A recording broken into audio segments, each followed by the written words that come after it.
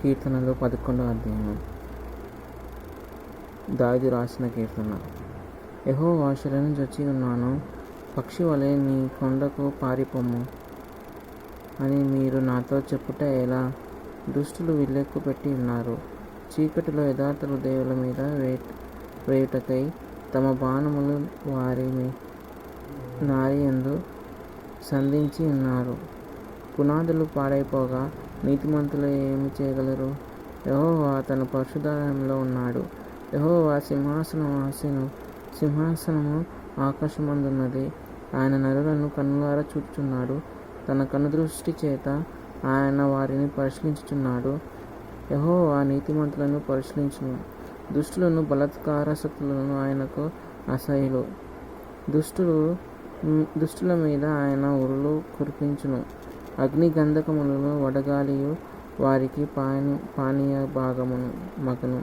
యెహోవా నీతిమంతుడు, ఆయన నీతిని ప్రేమించువాడు. యథార్థవంతులు ఆయన ముఖదర్శనము చేసెదరు. ఈ కీర్తనలో దావీదు భక్తుడు దేవుడిని మీద నమ్మకం ఉంచుతున్నాడు. ఆయన నాకు న్యాయం తీర్చువాడని. ఇక్కడ దేవుణ్ణి శరణు వేడాడు. ఒకవేళ తనకున్న పరిస్థితులను బట్టి, తనకున్న సమస్యలను బట్టి ఏం చేయాలో తెలియక, ఒకవేళ పక్షి అలా ఉంటే ఎగిరి వెళ్ళేవాడినిగా, నేను పారిపోయేవాడినిగా పక్షిలాగా, కానీ నన్ను కట్టేశారు కాళ్ళ చేతులు అన్నట్లు ఉన్నాడు తన పరిస్థితి. అంటే ఏం చేయలేని పరిస్థితి. దుష్టులు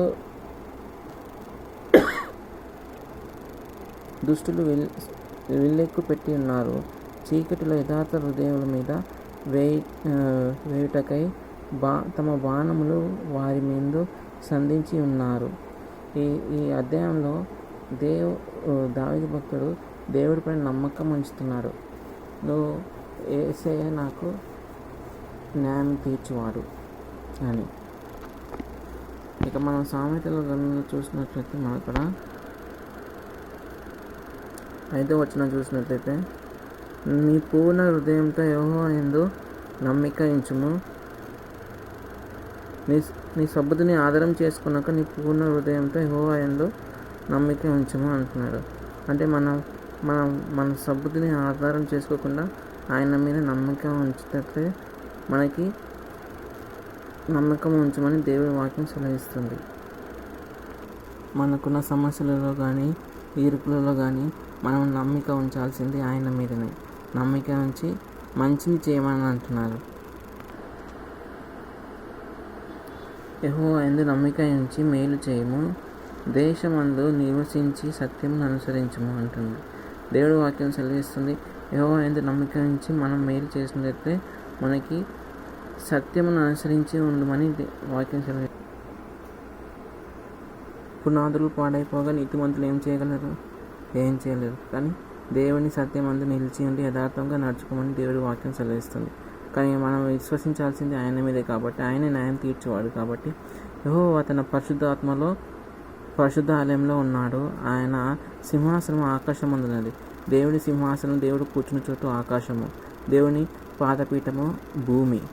కానీ దేవుడు కనులారా చూస్తున్నాడు, ప్రతి మానవుడిని పరిశీలిస్తున్నాడు. కనుదృష్టి ఆయన వారిని పరిశీలించుచున్నవి, ఎవరు ఎలాంటి వారు అని. నీతిమంతులు పరిశీలించుచు, దుష్టులను బలాత్కారములు ఆసక్తులు ఆయనకు అసహ్యులు. యెహోవా నీతిమంతులను పరిశీలిస్తాడు, కానీ దుష్టులు యెహోవాకి, దేవుడికి బలాత్కార శక్తులు ఆయనకు అసహ్యులు అని సెలవిస్తుంది. మన దుష్టుల మీద ఆయన ఉరులు కురిపించును, అగ్నిగంధకములు వడగాలియు వారికి పానీయ మగను. నీతిమంతుడు యెహోవా ఆయన నీతిని ప్రేమించువాడు. యథార్థవంతులు ఆయన ముఖదర్శనం చేసేవారు.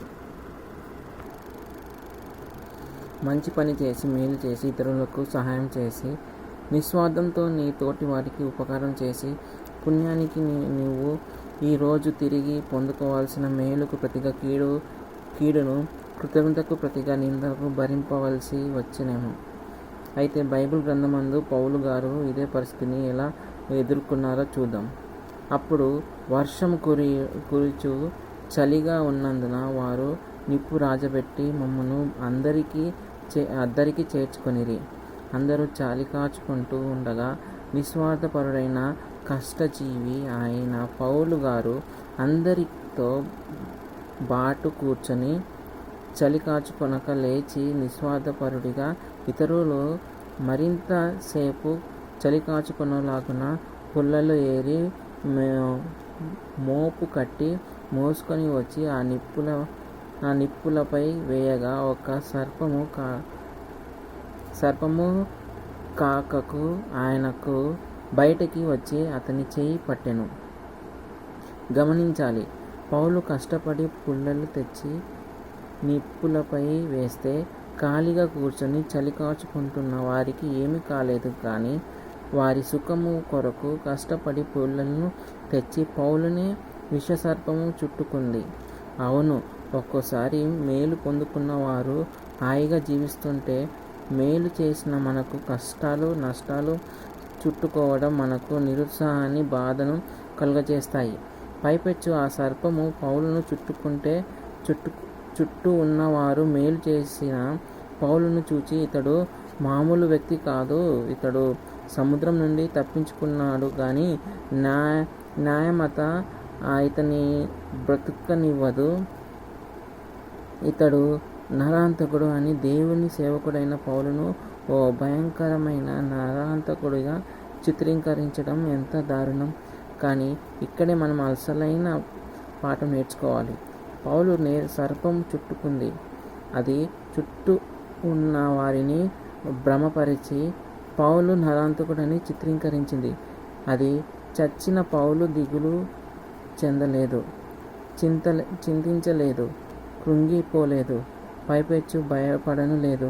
వారి మాటలను నిందలను పట్టించుకోకుండా ధైర్యంగా అతన్ని చుట్టుకున్న పాముని జాడించి వేశాడు. ఒక్కసారి జాడించి వేయగానే ఏమైంది? జాగ్రత్తగా వినండి. ఈరోజు నీ చుట్టూ ఉన్నవారు నిన్ను చూచి నిష్కర్షణంగా నిందిస్తూ ఉండవచ్చు. నువ్వు మేలు చేసి కూడా కీడు అనుభవిస్తూ ఉండవచ్చు. మనం నేర్చుకోవాల్సింది ఇదే. అదేమిటంటే ఆ సర్పము పౌలును కాటు వేయకముందే దానిని నిప్పులలో జాడించి వేశాడు. అలానే మన చుట్టూ ఉన్న వారి మాటలు, వారి నిందలు మనలను కాటు వేయకముందే, అంటే ఆ మాటలు మనలను కృంగదీయకముందే, నిరుత్సాహపరచకముందే వారి నిందలను అగ్నిలో, అంటే దేవుని సన్నిధిలో జాడించి వేయాలి. మరలా జ్ఞాపకం రాకుండానట్లు మనుషుడు పై ఆకారంనే చూస్తాడు, కానీ దేవుడు అంతరంగమును చూసేవాడు గనుక నీ చుట్టూ ఉన్నవారు వేసిన నిందలను దేవుడు నీ దీవెనలుగా మార్చివేయగలడు. నిన్ను నరాంతకుడు అన్న నోరు నిన్ను మంచివానిగా పొగడే విధంగా దేవుడు చేయగలడు.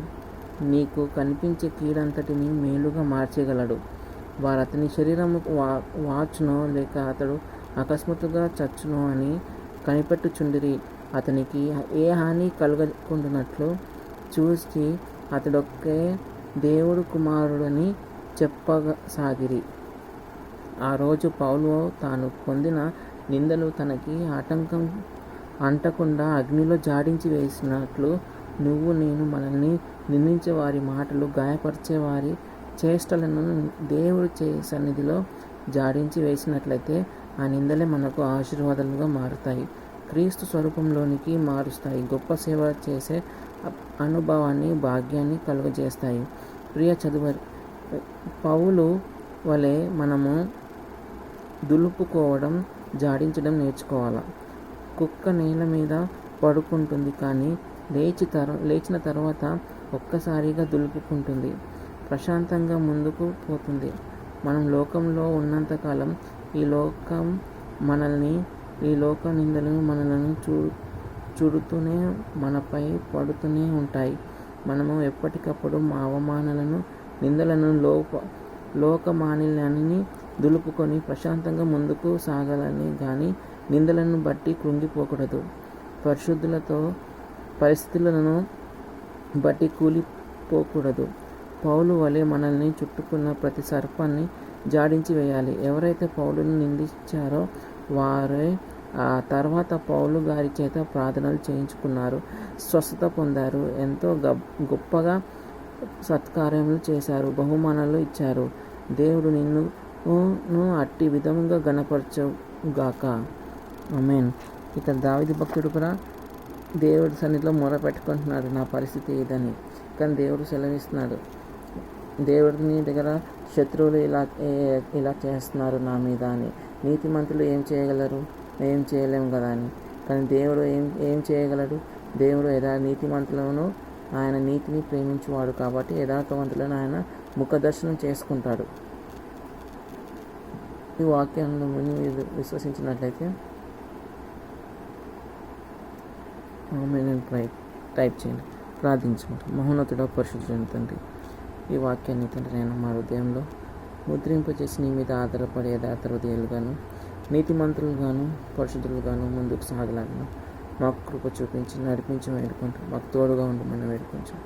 దుష్టుని వైపు మేము చూడకుండా జాడించే వారికి మేము తండ్రి నేను వారు చేసేవారు పన్నాగాలు చేసి మేము తండ్రి నేను దులుపుకొని ముందుకు వెళ్ళేలాగిన మాకు సహాయం చేసి మార్గాన్ని సరళం చేసి నడిపించి వేడుకుంటాం.